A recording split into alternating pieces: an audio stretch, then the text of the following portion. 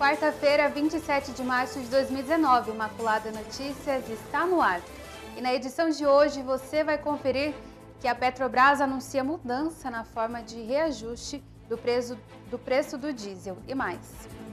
Procuradoria Federal contesta comemoração de 31 de março. Venezuelanos sofrem com novo apagão.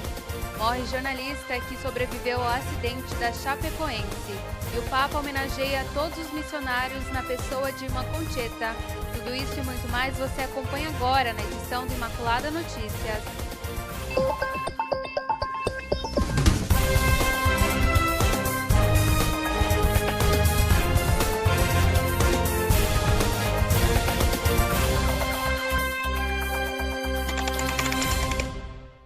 Bom, e começando o boletim de notícias de hoje, a Petrobras anunciou que o preço do diesel vem tendo aumentos diários. Só terá o reajuste do valor permitido a cada 15 dias, no mínimo. Desde o início do ano, com o fim do congelamento, o diesel vem sofrendo reajustes frequentes, que podem ser até diários. Em 2019, ele já subiu 15,6% nas refinarias. Nos postos, o impacto foi menor, chegou a 3,2%. Segundo a Agência Nacional do Petróleo. Esta falta de estabilidade nos preços é um problema para os caminhoneiros, que negociam os valores dos fretes e ficam preocupados com custos não previstos, como o aumento do combustível. A gente fica parado aqui querendo uma carga e o óleo diesel aumentando, fica difícil sobreviver, né? Eu estou 7 anos na profissão e acho péssimo, porque a gente precisa de um valor mais justo em todo o país e um valor uniforme em todo o país. Para devolver a tranquilidade para os caminhoneiros, a Petrobras anunciou que a partir de hoje o diesel só vai sofrer reajustes a cada 15 dias no mínimo. Ou seja, no máximo vão acontecer 2 mudanças de preço no mês. Esse prazo pode ser ainda maior. A companhia pretende trazer estabilidade para os caminhoneiros, mas ao mesmo tempo vai continuar definindo os preços de acordo com o mercado internacional. Antecipadamente você carrega no cartão pagando pelo óleo diesel e, embora você tenha que despender antecipadamente o recurso, isso garante o preço. Então, ao longo de um determinado período, você vai poder abastecer o crédito do cartão sem pagar mais, mesmo que o preço do óleo diesel venha a subir. E em nota pública divulgada nesta terça-feira, a Procuradoria Federal dos Direitos do Cidadão do Ministério Público Federal contestou a recomendação do presidente Jair Bolsonaro para que quartéis e guarnições militares comemorem o dia 31 de março de 1964. Repercute nas ruas a decisão do presidente Jair Bolsonaro de autorizar a celebração de 31 de março de 1964 em quartéis e guarnições militares. Bolsonaro refuta o termo golpe para classificar a mudança de regime em 64. Eu acho que ele deveria ter vergonha de pedir para essa nação tão sofrida comemorar um ato desse de 64. Ele, na verdade, o Bolsonaro é uma vergonha para esse país. As pessoas que votaram nele devem estar super arrependidas. Não tem que ser comemorado de maneira alguma, mas a população, ela, de certa maneira, ela deu aval para isso acontecer. Entendeu? A população chegou e votou nele. A Procuradoria Federal dos Direitos do Cidadão do Ministério Público Federal contestou a recomendação do presidente Jair Bolsonaro para que quartéis e guarnições militares comemorem o dia 31 de março. A nota pública, assinada pelos procuradores Débora Duprá, Domingos Sávio Dresch, Marlos Weichert e Eugênia Gonzaga, diz que João Goulart assumiu o cargo de acordo com a Constituição de 1946 e o governo era legítimo. Mas assim como você não quer, os alemães não querem que seja negado o Holocausto lá, nós não queremos que assistimos isso, que seja negado também, porque senão nós temos que concordar que essas coisas, que essas práticas contra adversários podem ser admitidas. Entre os parlamentares em Brasília, a decisão de Bolsonaro também gerou polêmica.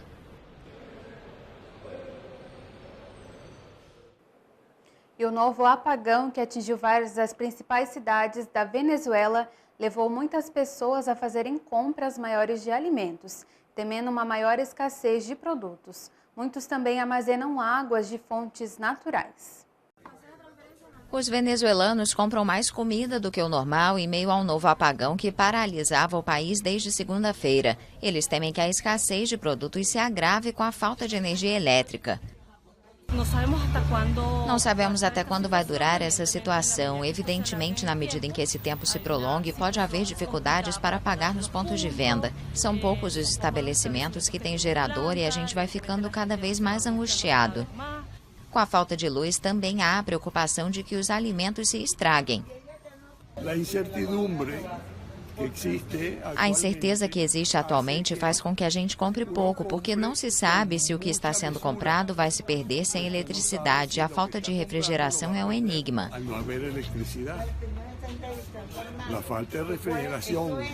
Quando ainda se recuperava da pior falta de luz de sua história no início de março e que durou quase uma semana, a Venezuela voltou a ficar às escuras. Os habituais apagões no país afetam os caixas eletrônicos, muito usados por causa da hiperinflação e da desvalorização do bolívar, os hospitais e o fornecimento de água. Algumas pessoas recorreram a fontes naturais. Fomos obrigados a usar água dessa fonte, que obviamente não é completamente potável, mas pelo menos para o banho, lavar a louça, essas coisas. Infelizmente, essa é a realidade que estamos vivendo na Venezuela. O governo venezuelano responsabiliza a oposição e os Estados Unidos pelos apagões e considera que há sabotagem do sistema elétrico. Já os opositores denunciam corrupção e a falta de manutenção nas instalações elétricas.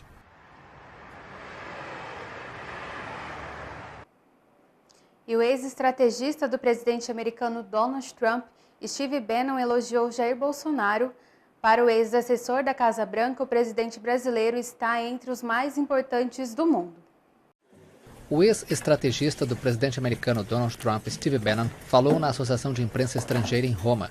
O polêmico assessor do republicano elogiou o presidente Jair Bolsonaro e o ministro do Interior italiano, Matteo Salvini.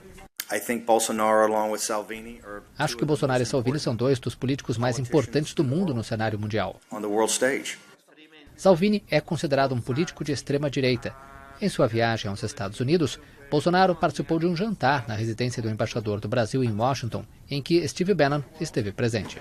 O deputado federal Eduardo Bolsonaro, um dos filhos do presidente, tem uma relação próxima com Steve Bannon. E o jornalista Rafael Enzel morreu na noite desta terça-feira, dia 26, aos 45 anos, vítima de um infarto. O jornalista é um dos sobreviventes do acidente aéreo que vitimou parte do elenco da Chapecoense em novembro de 2016. A notícia foi confirmada pela Rádio Oeste, capital de Chapecó, onde Enzel trabalhava. Segundo informações preliminares, estava jogando uma partida de futebol com amigos quando sofreu um infarto. Mesmo levando a um hospital de Chapecó, não resistiu e faleceu. Bom, e no próximo bloco a gente vai conferir mais notícias aqui no Imaculada Notícias. Voltamos já.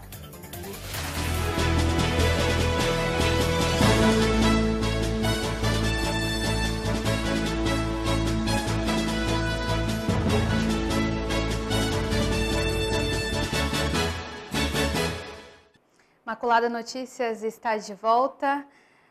E uma juíza comercial dos Estados Unidos decidiu nesta terça-feira que a Apple violou uma patente da fabricante de chips Qualcomm e disse que vai recomendar a proibição à importação de alguns modelos de iPhone.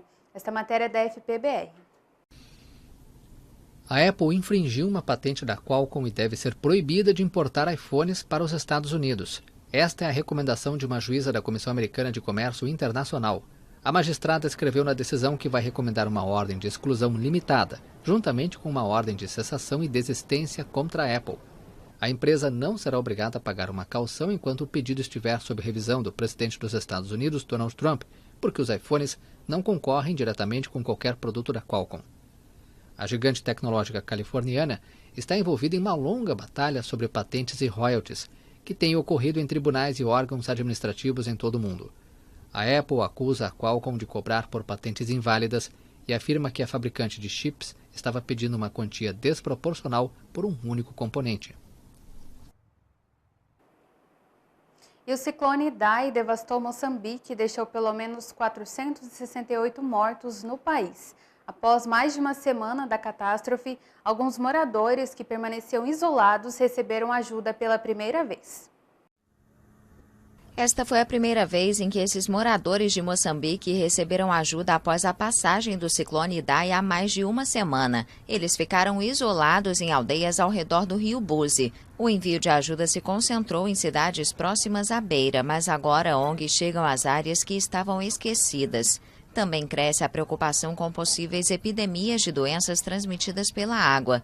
Nesta quarta-feira, as autoridades de Moçambique informaram o registro de 5 casos confirmados de cólera.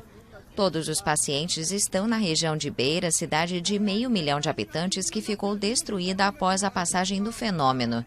A Direção Nacional de Saúde alertou que o país deve se preparar para uma pandemia, porque o cólera se espalha rapidamente. Moçambique, um país pobre da África Austral, foi devastado pelo ciclone e inundações. Segundo o último balanço das autoridades, mais de 460 pessoas morreram no país. A ONU informou que 1.800.000 pessoas também foram afetadas. E na audiência geral de hoje, o Papa Francisco fez uma homenagem a todos os missionários na pessoa da irmã Concheta. Francisco citou também a Amazônia brasileira e o cardeal Umis. Esta matéria é da Vatican BR. Anche con questo gesto dedicato a te, intendo esprimere la mia riconoscenza anche a tutti i missionari e le missionarie, sacerdoti, religiosi e laici che spargono il seme del regno di Dio in ogni parte del mondo. Il vostro lavoro, cari missionari e missionarie, è grande. Voi bruciate la vita seminando la parola di Dio con la vostra testimonianza. E in questo mondo voi non fate notizia, voi non siete notizia sui giornali.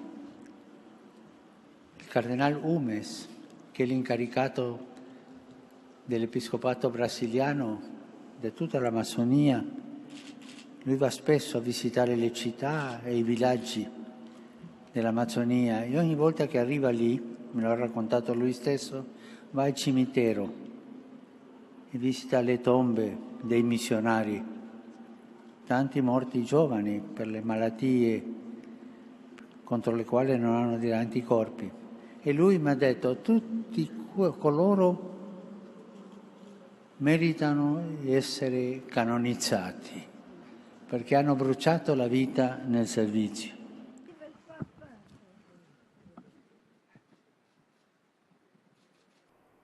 E essas foram as nossas informações do dia de hoje. Eu te espero amanhã às 5h30 aqui pela TV Imaculado. Bom início de noite para você. Até amanhã. Salve Maria Imaculada.